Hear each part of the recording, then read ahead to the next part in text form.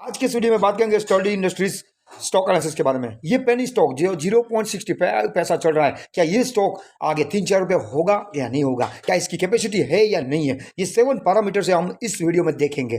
दोस्तों, किसी भी पेनी स्टॉक में अहम दूसरा पैरामीटर है वो ज़्यादा कारगर होता है देखना, क्योंकि दोस्तों आपका स्टॉक में पैसा जाएगा ये नहीं जाएगा ये निर्धारित करता है। तो दूसरा जो फैक्टर है वो कभी भी मिस मत करना। पिछले एक साल में हमने काफ़ी सारे फंडामेंटल एनालिसिस किए इसी 7 फैक्टर्स और काफ़ी सारे लोगों के लॉस बचाए हैं, जैसे कार्टेड है, पेटीएम है, नाइका है, ऐसे काफ़ी सारे स्टॉकों में लोगों के लॉस बचाए और काफ़ी सारे स्टॉकों में प्रॉफिट करने में भी हमने मददगार साबित की है। तो कृपया करके एक बार विजिट एंटर फॉर यू को ज़रूर करें।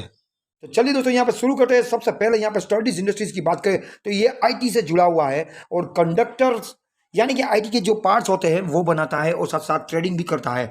आईटी में दोस्तों मैन्युफैक्चरिंग करता है, जो केबल्स होते हैं आईटी में, जो भी यहाँ पे नेटवर्क के केबल्स होते हैं। दूसरे जो यहाँ पे आपने देखा होगा ब्रॉडबैंड कनेक्शन में काफ़ी सारे छोटे छोटे यहाँ पे प्रोडक्ट्स होते हैं, वो यहाँ पे स्टडी इंडस्ट्रीज बनाती है, मैन्युफैक्चरिंग करती है। तो यहाँ पे बिजनेस तो काफ़ी अच्छा है। और ऐसी कंपनियों में दोस्तों क्या होता है, जो भी प्रोडक्ट बनाते हैं वो कुछ लोग ही बनाते हैं, ज़्यादातर बनाते नहीं है। और कंपनी की बात करें तो कंपनी यहाँ पे बाहर भी यहाँ पे कंट्रियों में अपना माल सप्लाई करती है। तो क्या दोस्तों ये वाकई इतनी स्ट्रेंथ वाला बिजनेस कर रही है, नहीं कर रही है, चलिए देखते हैं। तो यहाँ पे सबसे पहले जो दूसरा यहाँ पे देखते हैं वो है इन्वेस्टरों का रिस्क। हम रिस्क में क्या देखते हैं कि मार्केट कैप यहाँ पे 20% होना चाहिए और जो रिजर्व सरप्लस है वो 20% होना चाहिए, और रिजर्व सरप्लस से जो 20% कर्जा ज्यादा नहीं होना चाहिए। यहाँ पे रिस्क नहीं है। अगर ये कर्जा जो है वो बढ़ गया रिजर्व सरप्लस से तो समझ लेना कि रिस्क ज्यादा है। तो चलिए दोस्तों यहाँ पे देखते हैं। तो मार्केट के यहाँ पे 10.25 करोड़ की है और उसके सामने बहुत छोटी मार्केट कैप है। उसके सामने टोटल एसेट की बात करें तो यहाँ पे एसेट्स है वो कंपनी के पास अच्छी खासी है। 129 करोड़ की यहाँ पे कंपनी के पास एसेट्स है मौजूदा साल में। और बात करें तो फिक्स एसेट, ये बहुत ही एक इंपॉर्टेंट होता है पार्ट फिक्स एसेट का। तो यहाँ पे आप देखिए कि मार्केट के 3 गुना यहाँ पे फिक्स एसेट है, अच्छा खासा यहाँ पे फिक्स एसेट यहाँ पे स्टडीज इंडस्ट्रीज का है। तो यहाँ पे हम देखते हैं कि जो अहम पार्ट होता है रिजर्व सरप्लस से कर्जा 20%, तो यहाँ पे बहुत ही वीकनेस यहाँ पे दिख रही है। रिजर्व सरप्लस -200 चल रही है और कर्जा है वो 186 करोड़ का है, यानी कि रिजर्व सरप्लस से कई गुना ज्यादा। अब यहाँ पे प्रॉब्लम क्या होता है दोस्तों, ये जो फैक्टर्स में ये आप ध्यान से देखें, अगर नहीं समझ में तो रिपीट करके देखिए दोस्तों। देखिए दोस्तों, यहाँ पे कंपनी अगर लॉस करती है, देख सकते हो आप यहाँ पे लॉस करती थी पहले, तो यहाँ पे लॉस करती है, तो अभी कर्जा ज्यादा है। तो कर्जा ज्यादा है तो उसका जो इंटरेस्ट होता है, ब्याज होता है, वो कहां से चुकाती है, रिजर्व सरप्लस से चुकाती है। तो पिछले 6-7 साल से यहाँ पे लॉस कंपनी कर रही थी, तो जो इंटरेस्ट कर्जा लेके बैठी थी कंपनी, उसका जो इंटरेस्ट है वो रिजर्व सरप्लस से वो कंपनी चुकाती थी। उसकी वजह से यहाँ पे रिजर्व सरप्लस पूरी तरीके से माइनस हो गया है। अब कर्जा ज्यादा है और यहाँ पे देखे तो कंपनी प्रॉफिट में हाल ही इस साल आई है, पहले तो यहाँ पे लॉस कर रही थी। तो कंपनी प्रॉफिट करेगी तभी जाके कर्जा चुका पाएंगी ना, और उन कर्जे का जो इंटरेस्ट है वो चुका पाएगी ना। तो अभी यहाँ पे प्रॉफिट में आई है, उससे पहले यहाँ पे कंपनी लॉस में चल रही। तो ये जो दूसरा फैक्टर हम देखते हैं जो स्टॉक होल्डरों का रिस्क, तो यहाँ पे रिस्क बहुत ज्यादा है स्टॉक होल्डरों का, क्योंकि दोस्तों यहाँ पे रिजर्व सरप्लस से कई गुना ज्यादा कर्जा यहाँ पे है। तीसरा जो देखते हैं यहाँ पे ये वीकनेस है नेट प्रॉफिट को लेकर। हालांकि कंपनी इतने सालों से लॉस कर रही थी, लेकिन इस साल यहाँ पे प्रॉफिट कर रही है और अच्छा खासा यहाँ पे सेल कर रही है।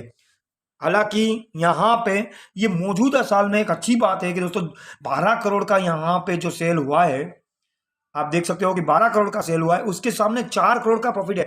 तो आप देखिए कि प्रॉफिट मार्जिन कितना है, 12 करोड़ के सामने ऑलमोस्ट 4 करोड़ का यहाँ पे प्रॉफिट है 12 करोड़ के सेल के सामने।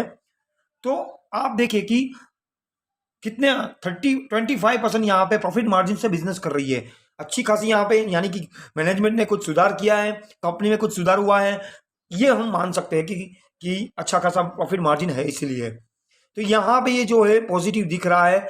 जो तीसरा जो फैक्टर्स है ये सेल को और प्रॉफिट को लेकर। बाकी 2 फैक्टर्स अभी यहाँ पे, इसमें से दूसरा जो मार्केट कैप को लेकर कंपनी मार्केट कैप में एसेट्स और रिजर्व सरप्लस जो कर्जा ज्यादा है वो नेगेटिव जोन में जाना है। पहला बिजनेस अच्छा कर रहा है, तीसरा अच्छा यहाँ पे कंपनी जो है सेल्स अच्छी कर रही है, प्रॉफिट कर रही है मौजूदा साल में।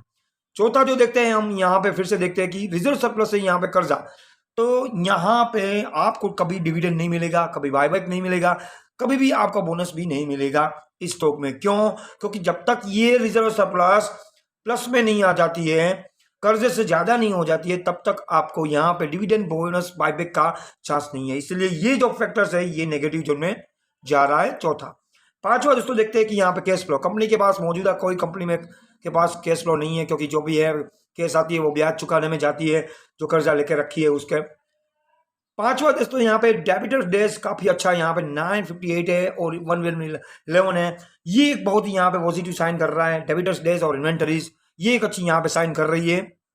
और यहाँ पे अगला जो फैक्टर्स हम देखते हैं वो है प्रमोटर होल्डिंग। प्रमोटर ने काफी कम हिस्सा रखा है, अभी भी यहाँ पे डोमेस्टिक ने 7% हिस्सा रखा है। एक अच्छी बात होती है पेनी स्टॉक में डोमेस्टिक अगर अभी भी इंटरेस्ट लगाए रखे हैं, अपना हिस्सा बेचे नहीं है, तो एक अच्छी बात यहाँ पे दिख रही है। ये भी फैक्टर्स अच्छा दिख रहा है। और लास्ट जो पैरामीटर्स हम देखते हैं इंपॉर्टेंट है, वो देख सकते हैं कि बुक वैल्यू यहाँ पे बहुत ही माइनस चल रही है, ये भी नेगेटिव जोन में जा रहा है। तो दोस्तों ये स्टॉक की बात करूं तो आपको यहाँ पे स्टॉक में मैं इन्वेस्टमेंट करके सलाह दूंगा, क्योंकि दोस्तों मौजूदा साल में प्रॉफिट किया है। सेल के सामने यहाँ पे 30% मार्जिन से बिजनेस कर रहा है।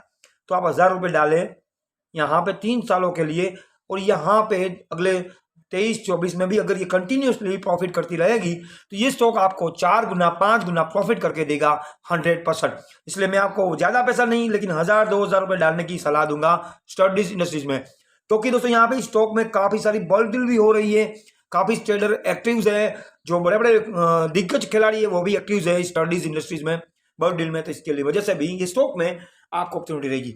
लेकिन आप 60 पे से में एंट्री कर सकते हो, 60-62 इर्द गिर्द आएगा तो, और 1000-2000 से ज्यादा पैसा मत डालें। उम्मीद करता हूँ ये वीडियो पसंद आया तो लाइक सब्सक्राइब जरूर करें। मिलते हैं अगले वीडियो में। धन्यवाद।